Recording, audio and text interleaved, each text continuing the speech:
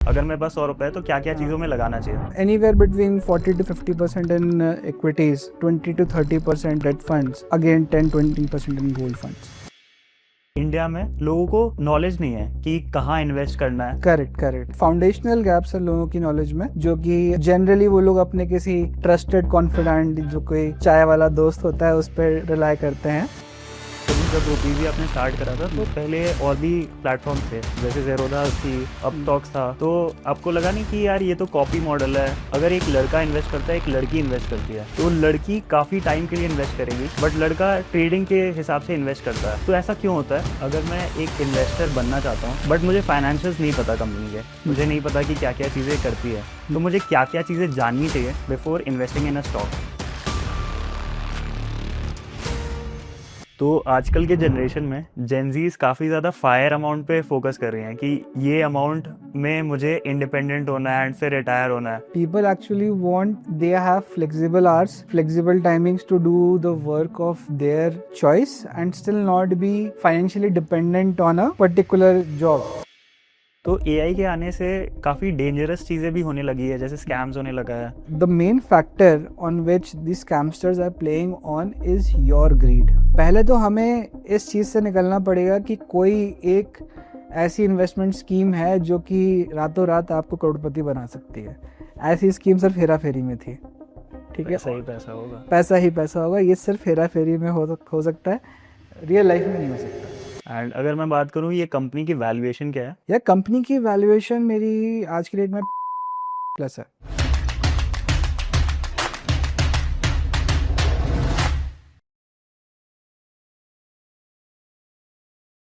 Hi guys, this is Shreyansh Goyal, welcome to my YouTube channel. तो आज हमारे साथ बहुत ज़्यादा स्पेशल गेस्ट है, वो नन अदर देन शौर्यम है, जो को फाउंडर हैं रुपीज़ी के। आज हम उनसे काफ़ी सारी बात करेंगे। हाय, आप कैसे हो? हाय श्रेयांश, एकदम बढ़िया। तो आप बताओ कि आपने रुपीज़ी कैसे स्टार्ट किया, कैसे सोचा कि रुपीज़ी स्टार्ट करनी है? यार, तो मैं एक स्टॉक ब्रोकिंग बैकग्राउंड से ही आता हूँ, मेरे पापा मेरे से पहले स्टॉक ब्रोकर ही थे। तो जो आइडिया मेरे को वहाँ से लगा कि जितने भी इन्वेस्टर्स आते हैं मार्केट में, नए होते हैं, है ना, उनको कॉन्फिडेंस नहीं होता है अपने ऊपर कि जो वो डिसीजन ले रहे हैं वो सही है या गलत है। ये कोर प्रॉब्लम को मेरे को सॉल्व करना था, जो कि मैं रुपीज़े के थ्रू सॉल्व कर रहा हूँ। तो मैं अपने प्लेटफॉर्म पे I give them detailed analysis of mutual fund stocks की, उनका रिस्क प्रोफाइल कैसा है, अंडरलाइंग सिक्योरिटी का, जिसको देख के वो लोग एक इन्फॉर्म्ड और सही डिसीजन ले सकते हैं। एंड ये कौन से साल में स्टार्ट हुई थी? जो मेरी कंपनी है, जो कि जो ब्रोकिंग मेरे पापा ने जो लिया था, ये 2005 से चल रहा है, ठीक है? मैं इस बिज़नेस में 2020 से आया हूँ। ओके। तो उस टाइम आपने ये क्या बनाया था? उस टाइम सारे चीज़ें थे, जैसे स्टॉक ब्रोकिंग था, म्यूचुअल फंड्स, सब कुछ था इसमें? नहीं, सिर्फ स्टॉक ब्रोकिंग था। And we used to have a white labelled application which we had taken from a vendor. So मैं खुद क्योंकि एक टेक्निकल बैकग्राउंड से हूँ, तो मैंने पूरा प्लेटफॉर्म जो है, जो आज की डेट में दिखता है, ग्राउंड अप मैंने ही बनाया था, ठीक है? Right from the back end infrastructure to mobile applications, everything has been built in my supervision. तो जैसे ये रीब्रांडिंग हुई है तो कुछ कल्चरल शिफ्ट आया होगा। बिल्कुल यार, कल्चरल शिफ्ट है। It underlines the mission that we are going after, कि we have to make investing very easy for an investor, right? That's why the name Rupeezy. So hence जो जितनी प्रोसेस है company में, they have also been align towards helping you make that switch. Okay.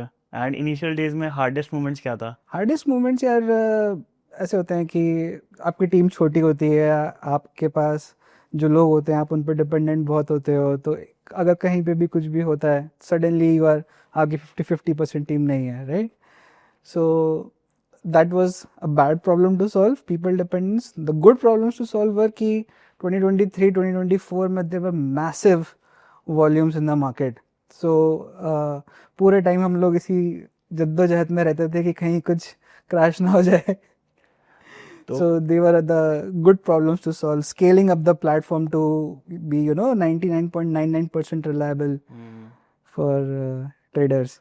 Okay, तो कभी ख्याल आया कि इसको छोड़ देता हूँ, नहीं चल रहा है, नहीं हो रहा है? नहीं यार, ऐसा तो कभी नहीं। मतलब markets have always been good to investors, traders, brokers. So ऐसा तो कभी नहीं आया कि मार्केट से छोड़ देता हूँ। एंड आपने एंटरप्रेन्योरशिप कैसे सोचा, मतलब आपको ये शुरू से करना था क्योंकि आप आईआईटी बैकग्राउंड से हो एंड आपने जॉब्स भी करी हैं उसके पहले, तो ये कैसे आया दिमाग में? It has been a journey for sure. It was never a thing कि बचपन से डिसाइडेड था कि मैं फैमिली बिजनेस में आऊँगा, ठीक है। I took a path which went from edtech, gaming, telemedicine, and then financial services. मैं फाइनेंशियल सर्विसेज में आया ही इसलिए क्योंकि एक बहुत स्ट्रॉन्ग कन्विक्शन था मेरे अंदर कि people are not finding it very easy to build confidence on a particular security. नहीं पता पड़ता कि अगर आज मैं कोई स्टॉक खरीद रहा हूँ तो क्या मैं सही कर रहा हूँ, एक ये डाउट हमेशा रहता है।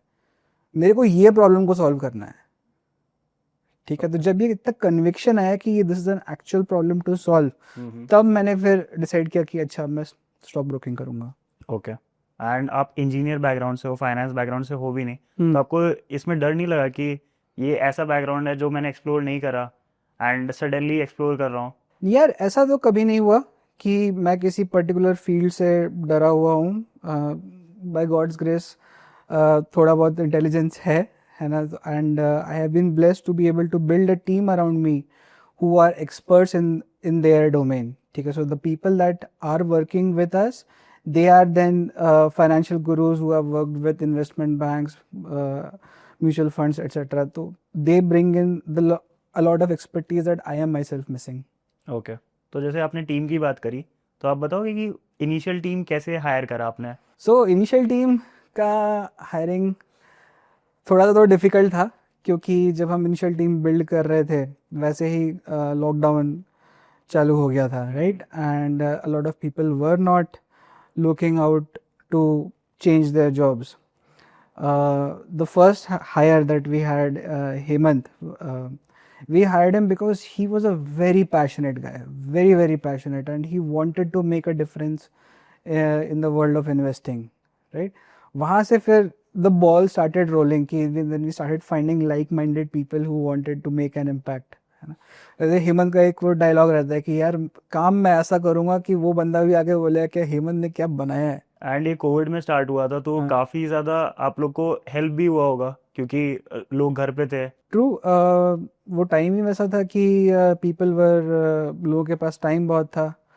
Not everything that happened was positive in terms of investor wealth because a lot of gambling like things were happening. Okay. But it was a short term thing for the investors. जब कुछ नहीं है तो बस gambling करते। Now it has fairly subsided. Okay. तो ऐसा क्यों बोल रहे हो कि गैम्बलिंग हो रहा था? यार if you are looking for stock tips from your WhatsApp group, you are gambling, right? तो आपको लगता है कि स्टॉक मार्केट लीगलाइज गैम्बलिंग है?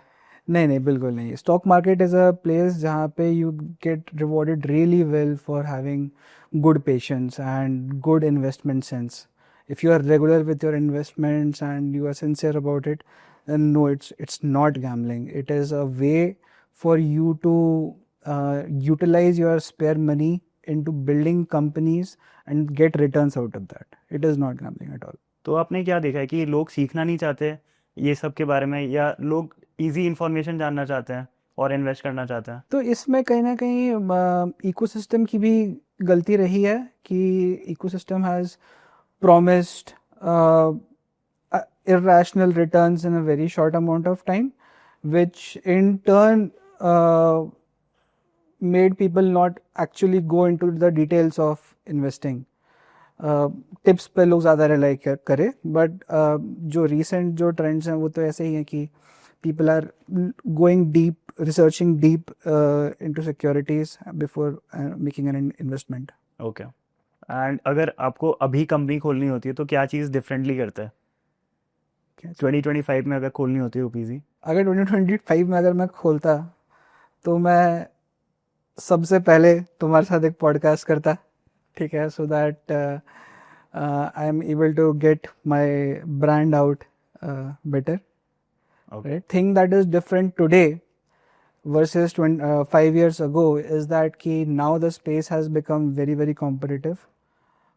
You really need to understand your investor, build really deep insightful features for them, है ना, and be able to cut the noise that is जो marketing हो रही है to reach to your customers. The customer acquisition cost has gone up drastically. तो जैसे आपने investors का बात करा, तो have you raise funding? No, we are completely bootstrapped. तो काफ़ी सारे ऑफर्स भी आए होंगे फंडिंग के, या आपने अप्लाई करा होगा इन्वेस्टर्स को, तो उसके बारे में बताओगे? नहीं, हमने कभी ऐसे फंड रेज के लिए अप्लाई नहीं किया. Okay.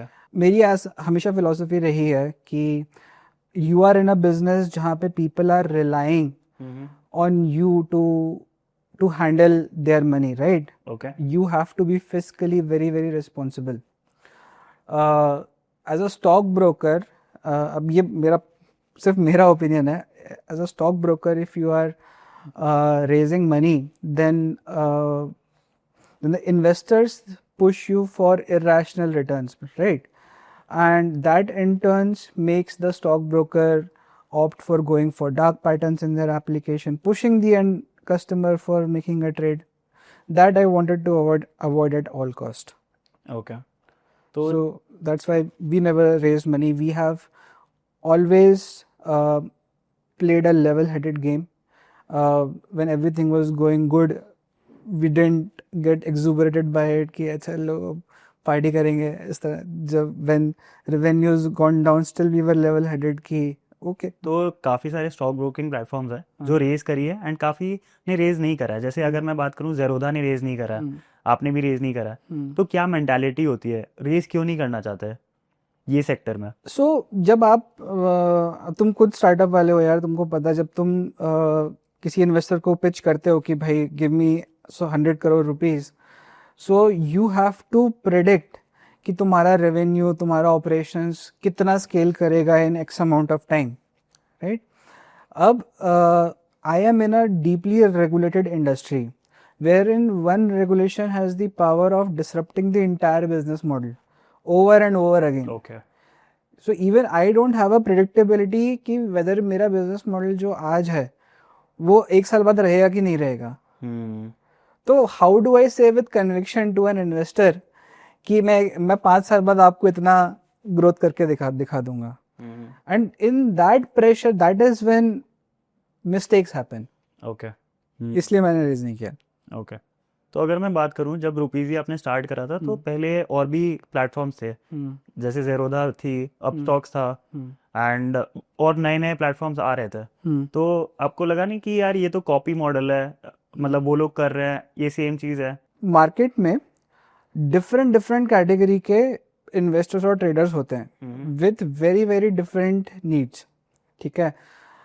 And the audience is so big कि if you are able to point out a niche कि this is my target audience, the depth is so much कि you can build an entire business on top of it, ठीक है? तो even though अगर तुम देखोगे कि अच्छा एक ट्रेडिंग एप्लीकेशन में एक वॉच लिस्ट है, वही वैसे ही पोजीशन बुक दिख रहा है, वैसे ही होल्डिंग दिख रहा है, internally there financial offerings could be very very different.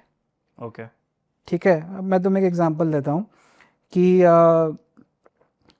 2024 के पहले, ठीक है, ऑप्शन बाइंग में a lot of people were able to give leverage.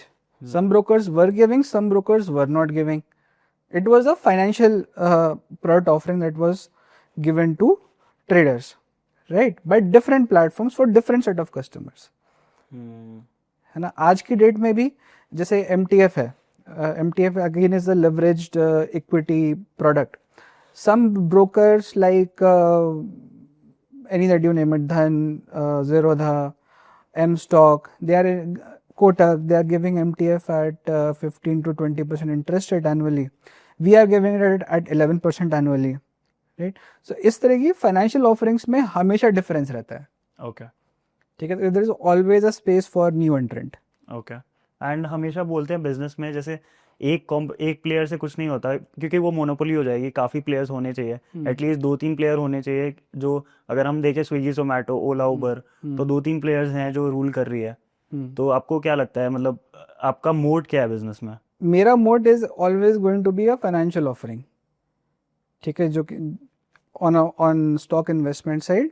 On mutual fund side my mode is going to be, मैं कितने अच्छे से आपको म्यूचुअल फंड सजेस्ट कर पा रहा हूँ, बता पा रहा हूँ कि आपको क्या खरीदना है। That is a pure product play. आपने कभी ये सोचा क्या कि रुपीजी से हम लोगों को एडुकेट भी करेंगे?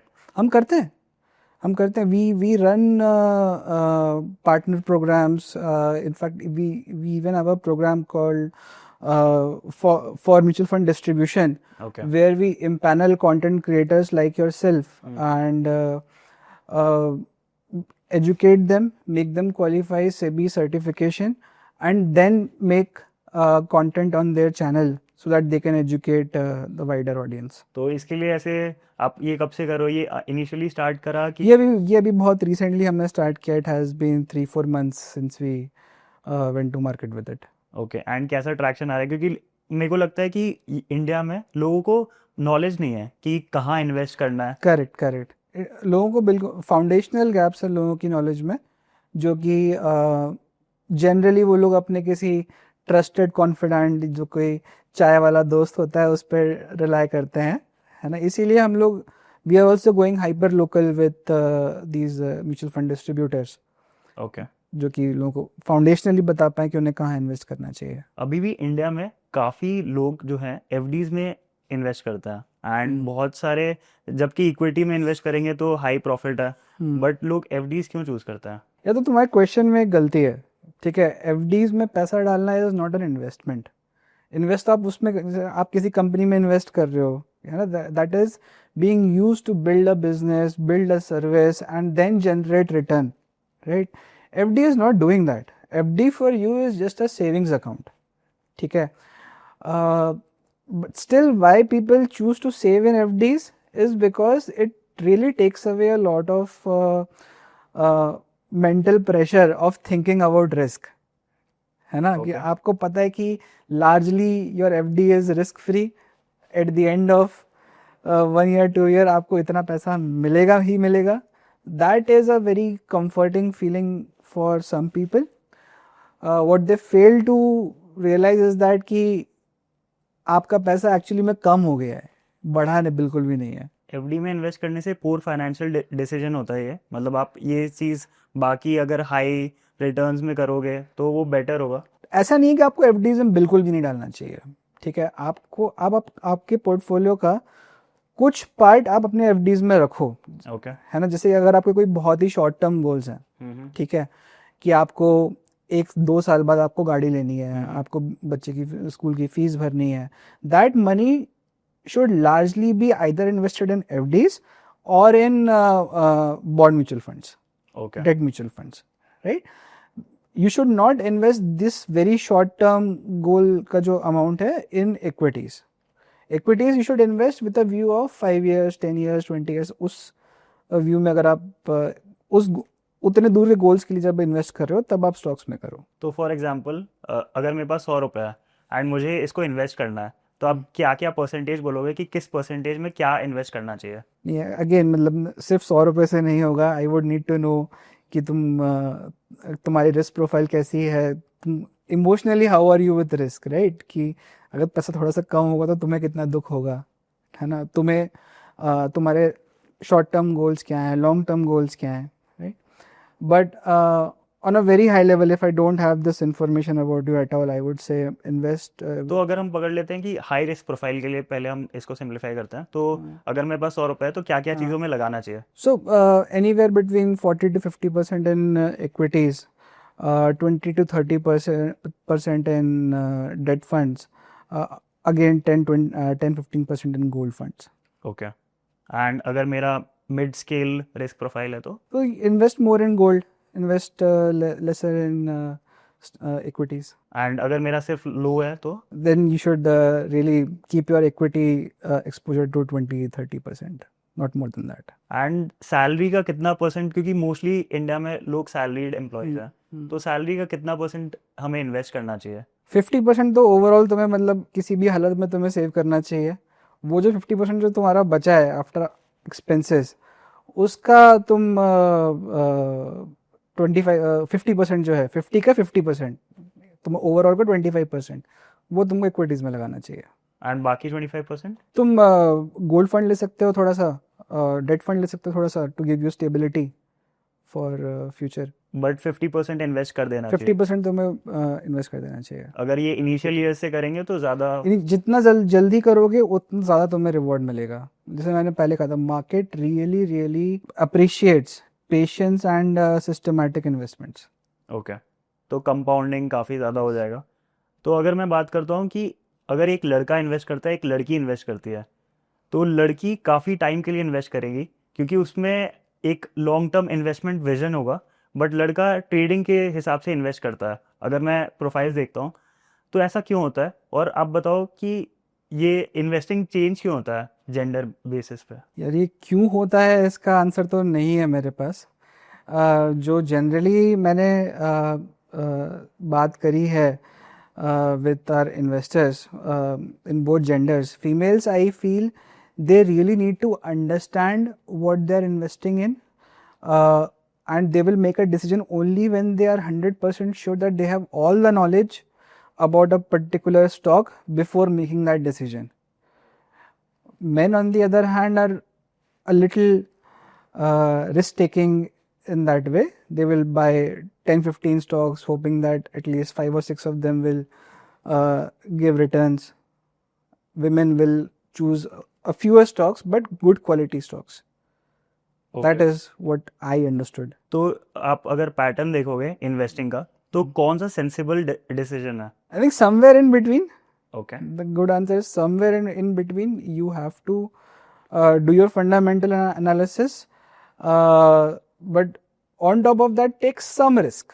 Not a lot of risk, but take some risk. That risk will end up giving you returns over a long period of time. And अगर मैं रिटेल इन्वेस्टर्स की बात करूं, तो does they stand a chance between algos and bots? So algos and bots are primarily geared towards your intraday trading. Okay, ठीक है, they are looking to make those small arbitrages. ठीक है, एक चीज 10 पैसे की मिल रही है, 15 पैसे की मिल रही है, उस वो bots will play in that. You as a retail investor, you are looking at a 10-year, 15-year timeline. You are not impacted by algo and bots activity at all. And अगर मैं एक इन्वेस्टर बनना चाहता हूँ, मैं invest करना चाहता हूँ, मेरे पास कुछ अमाउंट है, बट मुझे फाइनेंशियल्स नहीं पता कंपनी के, मुझे नहीं पता कि क्या क्या चीज़ें करती है, तो मुझे क्या क्या चीज़ें जाननी चाहिए before investing in a stock? Try to find out what is the valuation in which you are getting a stock. Okay. That valuation should be realistic. ठीक है, एक टर्म होता है PE रेशो का, which is an indicator of the valuation of a particular stock. So if you're getting that at an attractive price, then you can think of investing in that stock. But ये भी मतलब theoretical है, ठीक है। जैसे मैं जोमेटो की बात करूँ, जोमेटो का 300 चल रहा है PE, ओके, ठीक है, ट्रिपल डिजिट्स PE चल रहा है उसका जोमेटो का, बट स्टिल आज ही मैंने देखा था it was up 4%. Right, People are still buying it because there is a considerable conviction amongst investors कि this is still going to grow. They have a lot of depth left in their expansion, right? So ये अलग अलग sources की information को club करके तुम्हें अपने conviction बनाना होगा। ओके, ठीक है, then there are platforms like mine जो कि ये सारी इन्फॉर्मेशन तुम्हें एक जगह पे लाके दे देंगे। मेरा है मेरा नहीं तो Screener.in है, जहाँ पे जाके तुमको सारी इन्फॉर्मेशन एक जगह पे मिल जाएगी।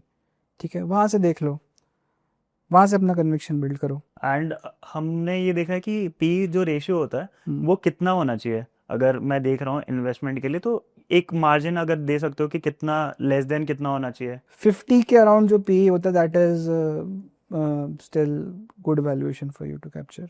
ओके, एंड पी के अलावा क्या क्या चीज़ें देखनी चाहिए? PE के अलावा you can look at what the promoter is doing with the company. If the promoter is exiting the company, then why would you invest in a company, right? If the promoter is losing confidence in it, if the promoter is buying stake in that company, then you still have hope कि maybe, you know, if the founder is has conviction that his business will grow, then you should also invest. And अगर मैं बात करूं कि कुछ लोग invest करते हैं कि एचएनआईज को देख के इन्वेस्ट करते हैं कि एचएनआईज ने ये स्टॉक लिया तो हम भी ये स्टॉक में डाल देते हैं, बट उनको पता नहीं होता है, तो ये क्या सही इन्वेस्टमेंट है strategy? Might be good for some people. Not always true, because your HNIs might have ulterior motives. तुमको उनका इन्वेस्टमेंट्स तो दिखेगा, but then you also have to track कि वो एग्जिट कब हो रहे हैं.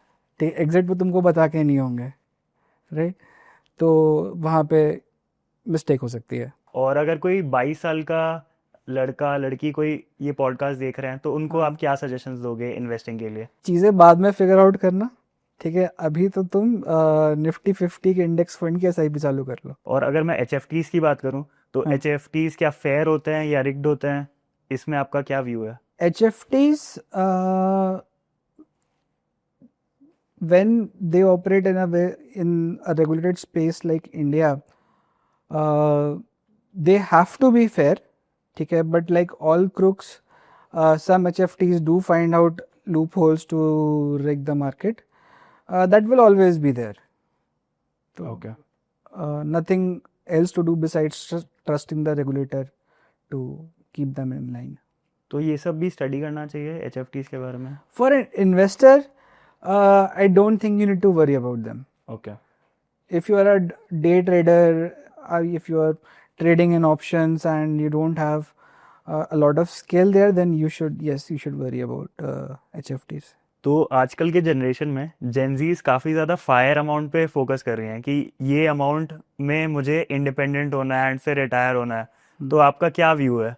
जो मेरा अंडरस्टैंडिंग है कि by the age of 45 people actually want कि they have flexible hours, flexible timings to do the work of their choice and still not be financially dependent on a particular job. कि अगर ये job नहीं रहेगा तो फिर पैसा ही नहीं आएगा. उनको वो वाला सीन नहीं चाहिए. उनको चाहिए कि वो अपनी मन का काम करें एंड जब करना हो तब करें. सो ये जो अमाउंट है, अगेन वैसे तो बहुत सब्जेक्टिव है कि अमाउंट क्या होगा, but anything above 2 CR should be a reasonable amount की विच अगर आप एक SWP कर लो उसके साथ में, तो it should be able to give you decent monthly salary आपकी इन्वेस्टमेंट में से and still allow you to focus on your dreams. मतलब इंडिया में लोगों को एक्चुअली फायर अमाउंट के बारे में पता नहीं है. लोग कुछ भी कोट कर देते हैं. कुछ लोग 50 करोड़ कोट कर देते हैं, कुछ 100 करोड़ कर देते हैं, बट एक्चुअली देखूं तो 6 से 7 करोड़ में आपका फाइनेंशियली इंडिपेंडेंट आ जाएगा. उससे कम में भी हो जाएगा, है ना? आपको करना क्या, आपको 45 ईयर्स की एज तक आपको अपना कॉर्पस बिल्ड करना है, ठीक है? ऐसा नहीं कि फिर आप एक साथ सारा विड्रॉ कर लोगे, राइट? यू स्टार्ट विड्रॉइंग आज की डेट का 20K, 50K, 1 lakh from that corpus, and that money still keeps on growing in your mutual funds and you still get a decent salary आपके इन्वेस्टमेंट्स में से. तो मतलब फायर अमाउंट सोचना चाहिए लोगों को, इंडिविजुअल्स को सोचना चाहिए कि मतलब आपको 45 ईयर्स के बाद आपको कितना आपको मंथली आपके एक्सपेंसेस रहेंगे, उस हिसाब से आप अमाउंट बिल्ड कर लीजिए. अब वो नंबर हर किसी के लिए अलग अलग है.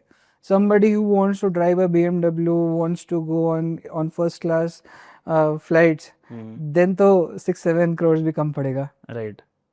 तो लोग ये 45 ईयर्स तक वेट नहीं करना चाहते. आजकल 30 में ही सोचते हैं कि यार ये अमाउंट हम कर ले अचीव, क्योंकि लोगों का ये हो गया कि यार बहुत जल्दी अचीव करना है हमें लाइफ में, काम नहीं करना है. क्योंकि आजकल और पुरानी जनरेशन में मैंने ये देखा है कि यार पुरानी जनरेशन लोग मेहनत करना चाहते हैं, बिल्ड करना चाहते हैं, मतलब वो छोड़ना नहीं चाहते. आजकल की जो जेनजीज हैं वो ये करना चाहती है कि स्टार्टअप खोल रहे हैं तो बेच के निकलना चाहती है. तो आपका क्या सजेशन है इस पे कि ये इतना चेंज क्यों हो गया है फायर अमाउंट अभी जेनजीज के लिए और पुराने जो जनरेशन थी उनके लिए?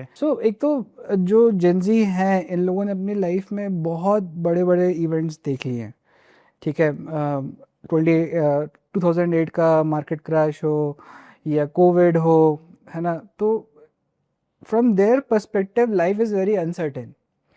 They won't live by the rule set by the older generation, right?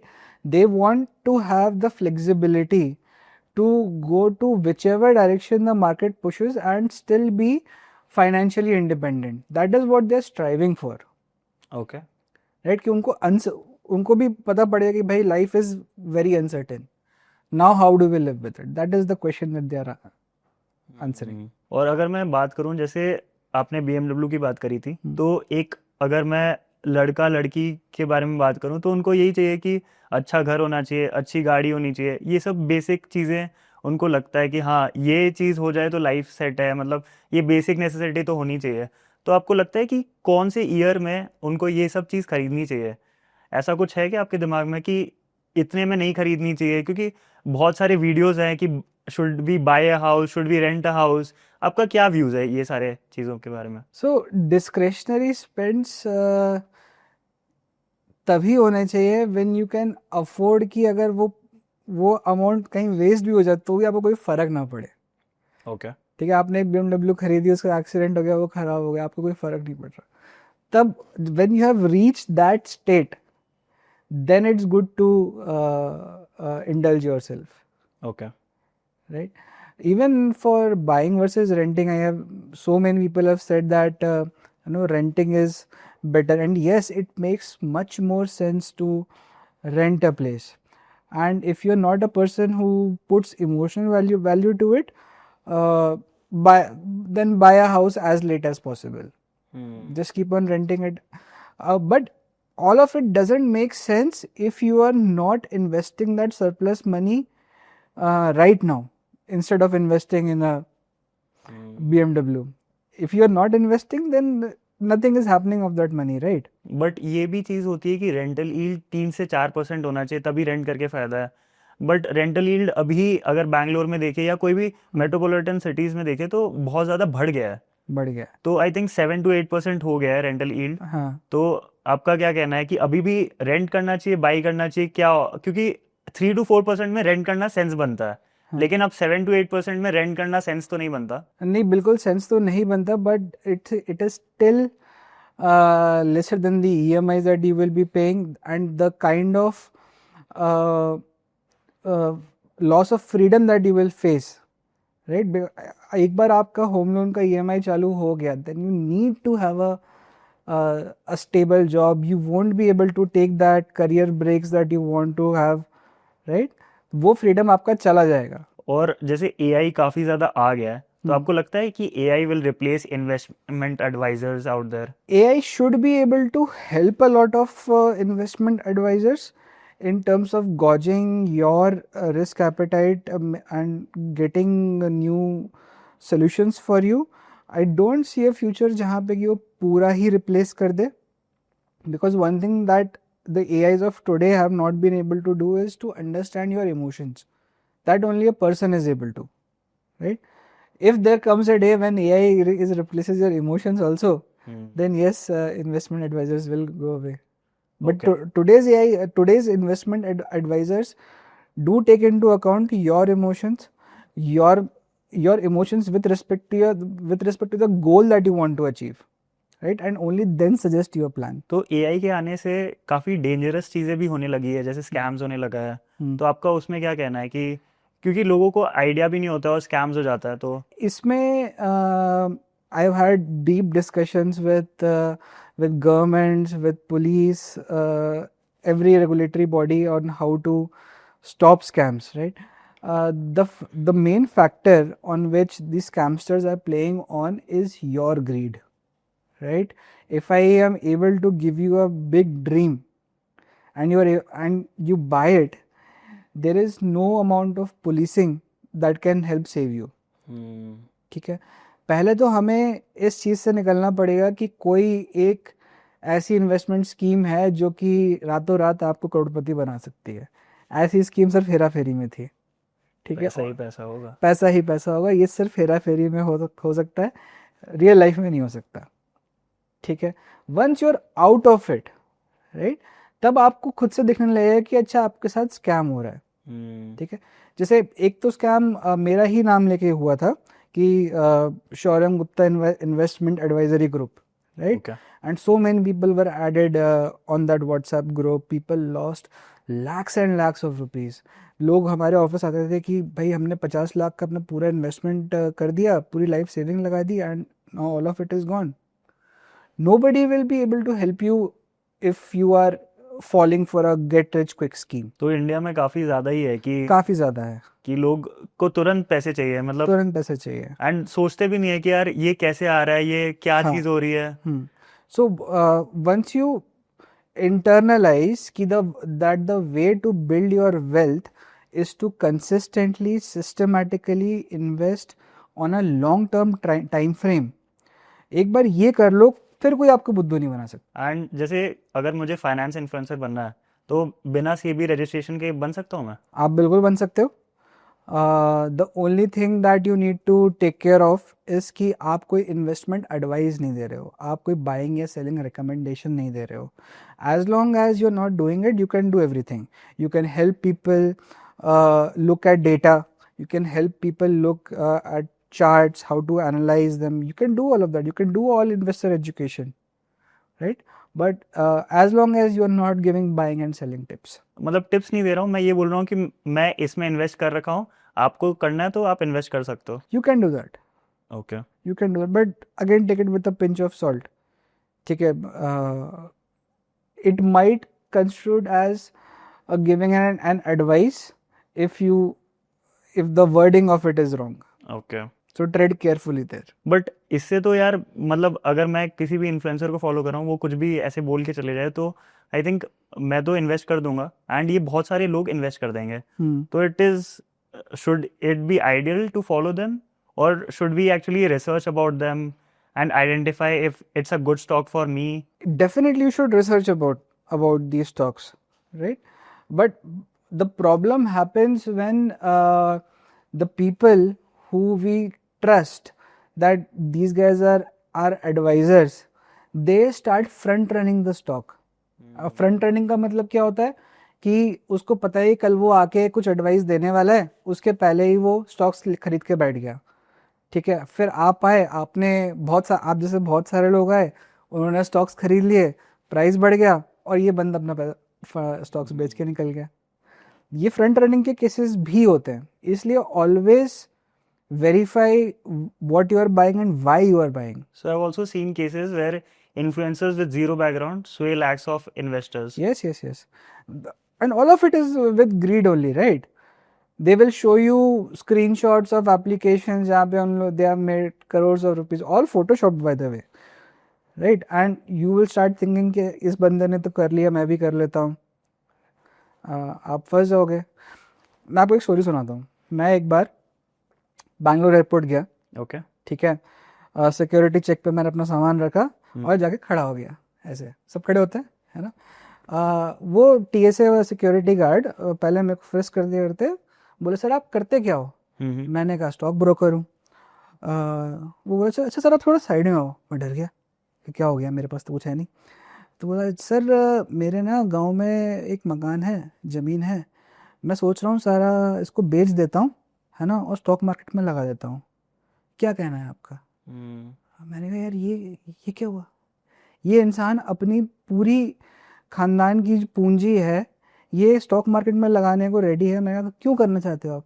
बोला मेरा वो पड़ोसी है, उसने लगाया था, उसने तो बहुत पैसा कमा लिया, मेरा कुछ नहीं बना। ठीक है, ये फोमो है, ये चीज़ें अवॉइड करनी है आपको। और अगर मैं बात करूँ डिस्काउंट ब्रोकर्स जो होते हैं, वो क्या कॉम्प्रोमाइज करते हैं क्या यूजर सेफ्टी को? नहीं, डिस्काउंट ब्रोकर्स यूजर सेफ्टी को कभी कॉम्प्रोमाइज नहीं करते।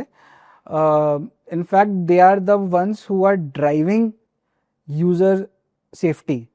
ठीक है, they are the most advanced platforms available technologically. They will never willingly compromise your safety. Yes, some platforms जो कि जिनके ulterior motives होते हैं, they might introduce dark patterns on their app which tend to make you do something, for example apply for a loan or anything like that, but besides that they won't compromise your data security. And Indian stock market की अगर बात करूं तो वो क्या over regulated है? नहीं यार, if you look at our regulator and the kind of regulations that are coming out, squarely focus is on investor security, ठीक है, and liquidity. They keep a very good balance between market growth and the safety of investor money. And ऐसा कैसे करते हैं वो? तो एक regulation आया था जिसमें brokers were charging some amount of money in the name of exchange transaction fees, ठीक है। एंड वो उन लोगों ने तो 10 रुपये कलेक्ट कर लिए फॉर एग्जांपल यूज़र से कि एक्सचेंज को देने, बट एक्सचेंज क्या कर रहा था, वो उन्हें एज अ रिबेट दे रहा था ब्रोकर को। तो अब उससे क्या हो रहा था कि जिन ब्रोकर्स का वॉल्यूम बहुत ज़्यादा था उनको बहुत सारा रिबेट मिल रहा था, ठीक है। एंड एक डिसप्रपोर्शनेट चीज़ हो रही थी मार्केट में। तो रेगुलेटर ने क्या बोला कि नहीं भाई, अगर आप 10 रुपये चार्ज कर रहे हो यूज़र से तो आप 10 ही रुपये आप एक्सचेंज को दो। ऐसा नहीं होगा कि आप कि एक्सचेंज आपको वापस से 8 रुपये वापस कर दे। सो अब इस फीचर से क्या हुआ कि ब्रोकर्स के पास से भी एक इंसेंटिव चला गया ओवर ट्रेड करवाने का, ठीक है। और ऐसा भी नहीं हो कि एक्सचेंज का रेवेन्यू कम हो गया हो, एक्सचेंज का रेवेन्यू भी बढ़ गया उससे, because now they were no longer giving rebates. अगर मैं बात करूं कि आपका जो फाउंडर बनने का जर्नी है वो अफेक्ट किया है क्या रिलेशनशिप्स भी, जैसे रोमांटिक वे में पार्टनर के साथ आपका अफेक्ट किया है ये रिलेशनशिप? जब आप अपनी कंपनी चलाते हो you have to give it a lot of time, ठीक है। आप you have to treat it like your own baby, right. So अगर आपको 16 घंटे काम करना होगा, आपको 20 घंटे काम करना होगा तो आप करोगे, राइट। एंड उस वे में आई एम वेरी लकी कि आई हैव अ पार्टनर जो कि was able to understand that and is able to support me in the other duties that I am actually missing at home, right। कि I have a daughter, तो उसका भी ध्यान रखना होता है, तो she is able to help me with that, with those duties, okay. Right. And हमारा जो टाइम होता है वो भी मतलब काफ़ी लिमिटेड होता है, right? तो उसमें कैसे आप एक दूसरे के साथ डील कर पा रहे हो वो इम्पोर्टेंट हो जाता है। एंड आप उनसे कब मिले, फाउंडर बनने के बाद मिले या पहले मिले? बाद में। अच्छा, तो कैसे मिले, मतलब क्या स्टोरी है? मेरा तो अरेंज मैरिज था, अच्छा। पेरेंट्स के थ्रू मिला। एंड अगर मैं बात करूं फैमिली वगैरह, फ्रेंड्स वगैरह, हाँ। इनसे भी रिलेशनशिप्स स्पॉइल होती है क्या? ये फ्रेंड्स के साथ तो नहीं, specially with friends who are very very old in your life, who have seen you do a lot of mistakes in life and they know कि you know। ऐसे टॉन्ट नहीं मारते, बड़ा आदमी बन गया अब तो? नहीं नहीं नहीं नहीं वैसा नहीं होता। कभी हाँ इस पे गाली पड़ती है कि तुम फोन नहीं करते हो ये वो, but not apart from that. And family में ऑब्वियसली कम टाइम दे पा रहे हो आप तो? हाँ, the one thing is which I feel कि एज अ फाउंडर जो मेरे साथ हुई है कि I have lost a lot of relationships with your peers, right. Because अब अगर मैं ऑफिस जाता हूँ तो none of them is really really my friend, everyone is sort of reporting to me, so there's a dual nature to every relationship, okay. which I didn't face when I was doing a job, right। when I was doing a job everyone was a friend। And अगर मैं बात करूं ये company की valuation क्या है? या company की वैल्यूएशन मेरी आज की डेट में 1500 करोड़ प्लस है। एंड अगर मैं बात करूं कि इसकी कोई पेरेंट कंपनी भी है क्या, क्योंकि स्टार्ट हाँ। कुछ और से हुआ था। हाँ, so the parent company is Astha Credit and Securities, okay. which used to run the brand Astha Trade, okay. ठीक है। so Astha Trade has now become Rupeesy। Okay.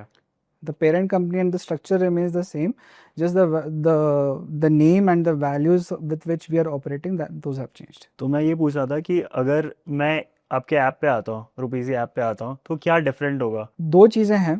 पहली, जब तुम कोई म्यूचुअल फंड लेते हो, ठीक है, तो तुमको तो पता है कि एक रिस्कोमीटर तुमने देखा होगा कि हाई मीडियम लो बताता है, राइट।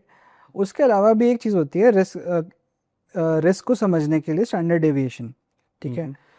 जो क्या बोलता है कि अगर लेट्स से तुमको 20% रिटर्न चाहिए, 20% रिटर्न एक म्यूचुअल फंड तुम्हें दे रहा होगा 18% की रिस्क पे, एक दे रहा होगा 11% की रिस्क पे, ओके। ठीक है। ये इन्फॉर्मेशन तुम्हें किसी प्लेटफॉर्म पे नहीं मिलेगी, ये इन्फॉर्मेशन तुम्हें सिर्फ मेरे प्लेटफॉर्म पे मिलेगी, which will essentially tell you कि for the same amount of expected returns you can take a substantially lower risk and then select that mutual fund instead of just sorting by returns, ठीक है। Secondly अपन पहले बात कर रहे थे portfolio allocation की, कि भाई तुमने आज तुमने सोचा कि मैं अपना पोर्टफोलियो डिज़ाइन करता हूँ, ठीक है। तो मेरे प्लेटफॉर्म पे जब तुम आओगे तो एक डेडिकेटेड फीचर है एमएफ लैब करके, ओके। ठीक है, जहाँ पे तुम अपने सारे एसेट क्लासेस तुम लिस्ट डाउन कर सकते हो, उसमें वेट्स का एलोकेशन कर सकते हो कि भाई मेरे को इतना गोल्ड में डालना है, इतना इक्विटी में डालना है, इतना डेट में डालना है, ठीक है। वो जब तुमने एक बार अपना बना लिया, तुमने देख लिया कि इस पोर्टफोलियो एलोकेशन का एक्सपेक्टेड रिटर्न कितना होगा एक ही व्यू में, तुम बाय कर लो। बट इससे बेटर भी एक चीज़ है जो होती है कि going forward, let's say stock market बढ़ गया, ठीक है, तो मेरा सिस्टम क्या करेगा कि तुम्हारा जो इक्विटी वाला जो म्यूचुअल फंड है उसको थोड़ा सा बेच के तुम्हारा डेट और गोल्ड में एलोकेशन बढ़ा देगा। अब होगा क्या कि तुमने कुछ पार्ट तुमने गेन्स रियलाइज कर लिए एंड तुम्हारा पोर्टफोलियो जो है वो वापस तुम्हारा जो ओरिजिनल जो सेगमेंटेशन था कि 50% इक्विटी में रखना है, इतना डेट में रखना है, इतना गोल्ड में, वापस उसी पे लेके आ जाएगा। ओके। ठीक है, तो ओवर टाइम तुम्हारे पोर्टफोलियो में ड्रिफ्ट नहीं आएगा। ये पता पड़ रहा है कि 4 साल बाद कि तुम्हारा इक्विटी में 80% हो गया है, डेट में 10% ही रह गया है, तो वो उसको वो कर देगा, मतलब रीबैलेंस कर देगा। ओके। पोर्टफोलियो तुम्हारा रीबैलेंस कर देगा अपने आप ही। तो ये थोड़ा स्मॉल केस टाइप है। हाँ, स्मॉल केस टाइप है। डिफरेंस ये है कि वहाँ पे कोई बंदा, एक फंड मैनेजर बैठा हुआ है, रीबैलेंस करने के पैसे ले रहा है मेरा, और बट मेरा सिस्टम अपने आप ही कर दे रहा है। एंड अगर मैं बात करूं कि क्या टर्म्स पता होना चाहिए जो ये इन्वेस्टिंग में देख रहा है, क्योंकि बहुत सारे टर्म्स पता नहीं होता है। जैसे अगर मैं बेसिक बात करूं, बेसिक ही लोगों का क्लियर नहीं होता, तो क्या क्या चीज़ें पता होनी चाहिए अगर कोई इन्वेस्ट करने का देख रहा है, कहाँ से उसको पढ़ना चाहिए? वेबसाइट पे आ जाओ हमारी, वहाँ पे सारे कोर्स, वहाँ पे सारी इन्फॉर्मेशन ब्लॉग्स में तुम्हें मिल जाएगी। जो टर्म्स तुम्हें देखने के हैं, रिस्क समझो। अपन रिस्क के बारे में अपन इतना बात किए कि रिस्क क्या होता है, रिटर्न्स क्या होते हैं, स्टॉक्स में कर रहे हो तो डिविडेंड्स क्या होते हैं, कॉर्पोरेट एक्शंस क्या होते हैं। ये तुम 4-5 चीज़ें तुम अगर समझ के चलोगे तो अच्छे से हो जाएगा। ओके। एंड अगर मैं बात करूं विजन क्या है ये कंपनी को रिलेटेड, कि और क्या देखना चाह रहे हो? ये मेरा तो एक ही गोल है कि to make investing and trading as easy as possible, make enable you to invest like a pro, right? And now that contains a lot of things, like I will educate you, I'll give you the right set of tools, the right set of data to make a decision. That will be my job. And ये journey में आपने कभी loneliness भी face करा क्या? Loneliness बिल्कुल होता है, जब problems are so big that you are not able to talk about it with someone, तो तब loneliness आता है. But on the other hand, the moment you start speaking about it with your teammates, with your family, तभी लग जाता है कि यार ये कितनी छोटी सी प्रॉब्लम थी। ओके। तो आपने मौत के बारे में सोचा है? मौत हाँ बिल्कुल, एक दिन सबको आनी है, मेरे को भी आएगी। तो क्या मतलब सोच के क्या लगता है, मतलब उसके पहले क्या करना है, ये सब गोल्स वगैरह है क्या, मतलब कि क्या लगता है? आप डर लगता है? डर लगता है, एप्रीहेंशन होता है, ये थॉट आता है कि have I done enough for my family to so that they are able to live a good life even when I am not there. That does drive some decisions that I take on a daily basis कि insurance वगैरह सब सही से लेके रखना है, make sure that their health is well maintained, उसके लिए planning, education is well plan for my daughter. And आपके लाइफ में फेलियर्स वगैरह भी आए हैं? फेलियर्स आए ना यार, मतलब before this business I did a telemedicine startup that failed, I did a manufacturing startup that failed, तो I was fired from a job, है ना। सो फेलियर्स तो आते हैं।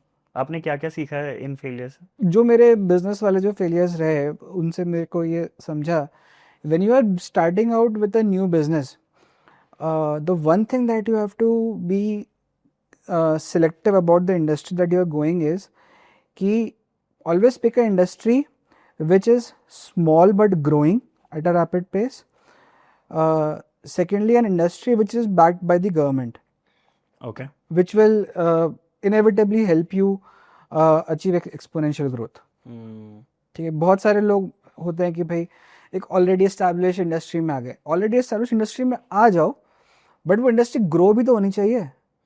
अगर इंडस्ट्रीज ग्रो हो रही होंगी, आपका कितना ही छोटा बिजनेस क्यों ना हो, वो भी ग्रो कर जाएगा। एंड अगर मैं बात करूं कि top 3 learnings as a founder क्या है? Always delegate well, don't end up doing everything yourself.